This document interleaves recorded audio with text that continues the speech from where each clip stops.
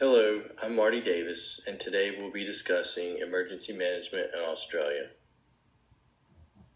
First, we will look at the rationale behind their organizational approach, then discuss the implementation pattern used. We will then talk about the different types of hazards faced in Australia, and finally, talk about how these disasters have affected the policies. Australia has established a comprehensive and integrated approach for the development of its emergency management system. The goal here is to have an all-hazards approach with all levels of government organized and coordinated to make an efficient system with no redundancies.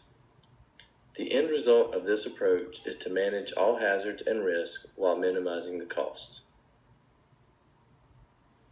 When looking at the implementation pattern used, it is clear that Australia uses a bottom-up approach.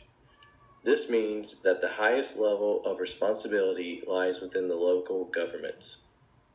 Major decisions are still made at the highest level of government and communicated to the local levels when needed.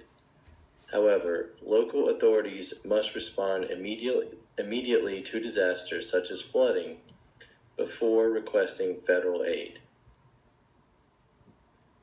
When looking at the different types of hazards faced in Australia, the geography and topography play a major role for each region.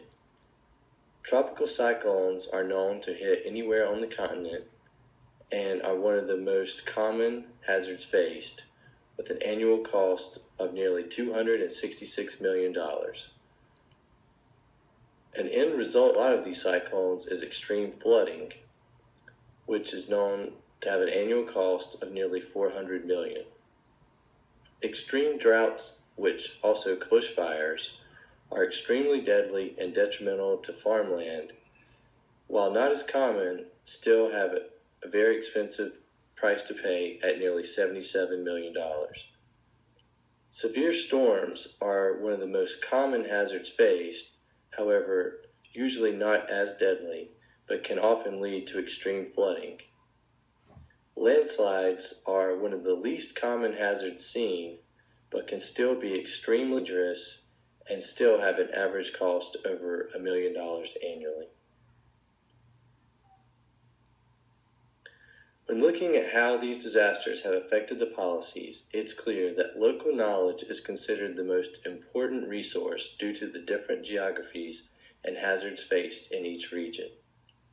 In the case of major disasters, a special task force may be formed at the federal level if needed. Learning from past mistakes, new policies focus on collaboration and eliminating redundancies in the system. Major disasters of the past have shifted the primary focus from response and recovery to mitigation and preparation.